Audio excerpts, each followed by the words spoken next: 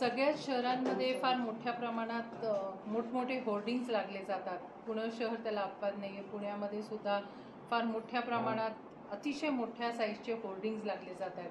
ह्याच्यापैकी किती लीगल आहेत आणि किती इल्लीगल आहेत हे आपल्याला समजत नाही. मागे काही वर्षापूर्वी महानगरपालिकेने एक फतवा काढला होता की एका कॉर्नरमध्ये त्यांचा रजिस्ट्रेशन नंबर आहे तो तिथं त्यांनी लिहावा, पण नंतर त्याचं काय झालं माहीत नाही.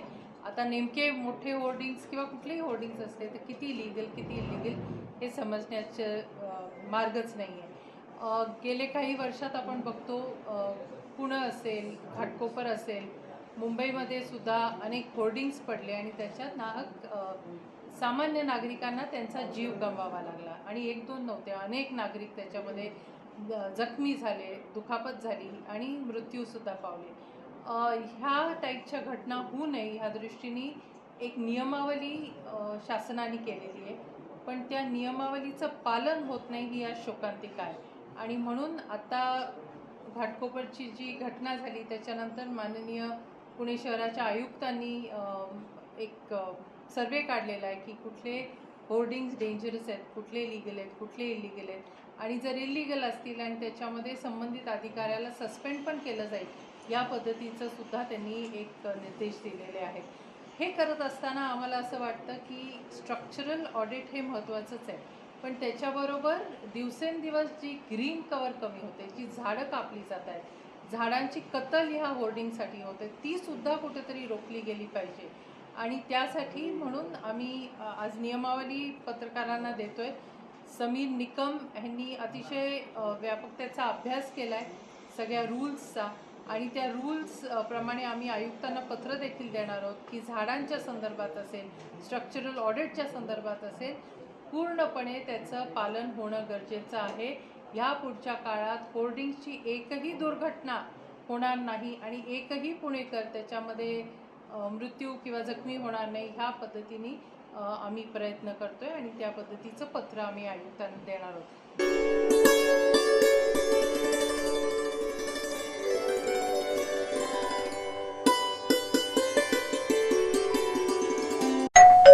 अहो उठा ना, ऑफिसला नाही का जायचं? अगं मला आज फ्रेशच वाटत नाही, काही करायची इच्छाच नाही. अहो मग तुम्ही आजपासूनच न्यू युनायटेड फार्मसीचे गुड मॉर्निंग चूर्ण घेणं सुरू करा. अपचन, मलावरोध, बद्धकोष्ठ, आम्लपित्त आणि पोटाच्या तक्रारींवर खात्रीशीर आयुर्वेदिक उपाय. गुड मॉर्निंग चूर्ण. 35 वर्षांपासून सगळ्यांच्या पसंतीचे गुड मॉर्निंग चूर्ण औषधांच्या प्रत्येक दुकानात मिळते.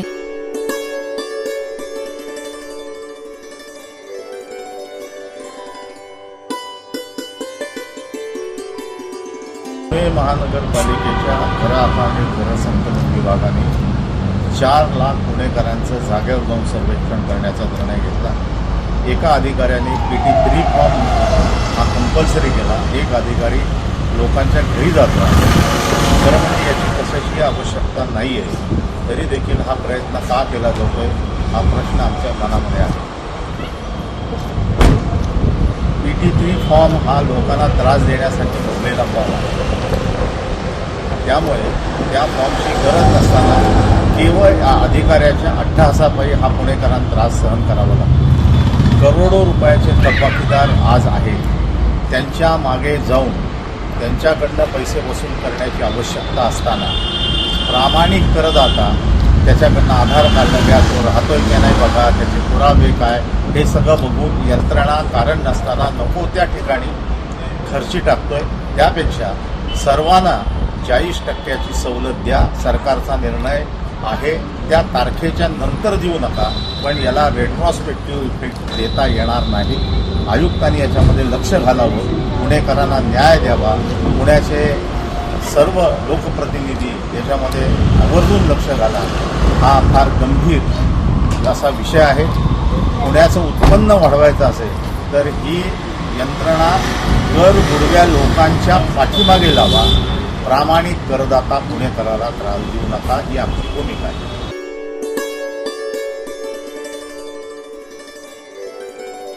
नमस्कार, मी doctor Archana Shinde, BVG life sciences इथे एक सिनियर कन्सल्टंट म्हणून काम करते.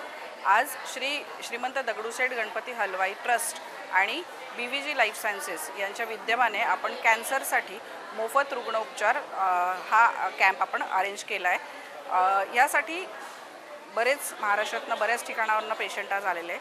आज आपण स्पेशली BVG लाईफ सायन्सेसनी जी आयुर्वेदिक कॅन्सर स्पेशल मेडिसिन बनवलं आहे ते आपण रुग्णांना, कॅन्सरच्या रुग्णांना मोफत वाटप करतो आहे.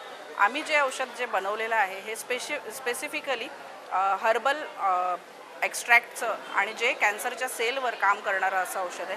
ह्याचं आपण रिसर्च आणि डेव्हलपमेंट याच्या अंतर्गत याची सगळी तपासण्या करून नंतर हे आपण औषधं बाजारामध्ये आणलेलं आहे. हे औषधं आमचं आज आपण हे नाही तर हे गेल्या 10 वर्षापासून पेशंटला आपण हे औषधं देतो आहे. या कॅन्सरचे रुग्ण जे देशाबाहेरसुद्धा या औषधाचं सेवन करत आहेत. हे औषध ॲज अ ॲड्ज्युवंट म्हणून जे कॅन्सर पेशंट किमोथेरपी घेतात, रेडिएशन घेतात, त्यांची प्रतिकारशक्ती कमी होते. किमो रेडिएशन्सनी जे साईड इफेक्ट्स होतात ते कमी करण्यासाठी आपलं आयुर्वेदिक औषध खूप मदत करतं.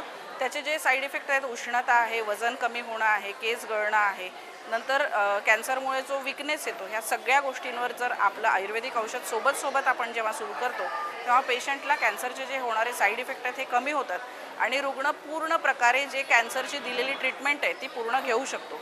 बरेच वेळा आमच्याकडे जेव्हा पेशंट येतात तेव्हा त्यांची प्रतिकारशक्ती इतकी कमी झालेली असते ज्याच्यामुळे ते डॉक्टरांनी जे दिलेलं किमो किंवा रेडिएशन आहे पूर्ण प्रकारे घेऊ शकत नाही. अर्धवट त्यांना ट्रीटमेंट थांबवावी लागते. जेव्हा आम्ही आमचं औषध सुरू करतो तेव्हा पेशंट पूर्ण ट्रीटमेंट घेऊ शकतो कारण त्याची प्रतिकारशक्ती मेंटेन राहते. त्याच प्रकारे हे आमचं औषध हे कॅन्सर सेल्सवर सुद्धा कुठेतरी त्याचा प्रतिरोध करण्यासाठी एक स्लो पद्धतीने हे कमी करण्यासाठी मदत करतं. आमच्या औषधाची आम्ही सगळी चाचणी जी आहे ही येल युनिव्हर्सिटीला याची चाचणी केलेली आहे ज्याच्यामध्ये आम्हाला असं आढळून आलं आहे की कॅन्सरचे जे सेल आहे किंवा मायग्रेशन आहे हे थांबवण्यासाठी किंवा कमी करण्यासाठी सुद्धा आमचं औषध चांगलं काम करतं. या प्रकारे आज आपण हा कॅम्प घेतला आणि इथे बऱ्याच प्रकारे तुम्ही बघू शकता की इथे खूप पेशंट आलेले आहेत आणि आजचा कॅम्प आपण असा या प्रकारे करतोय. धन्यवाद.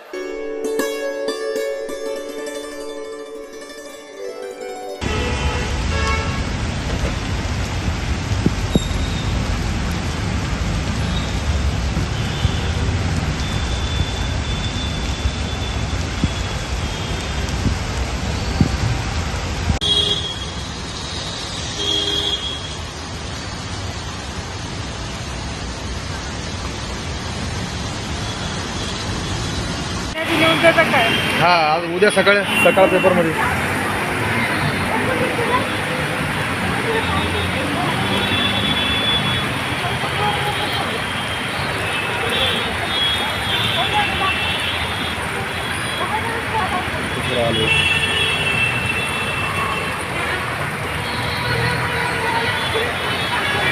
लई पाणी लई म्हणजे लई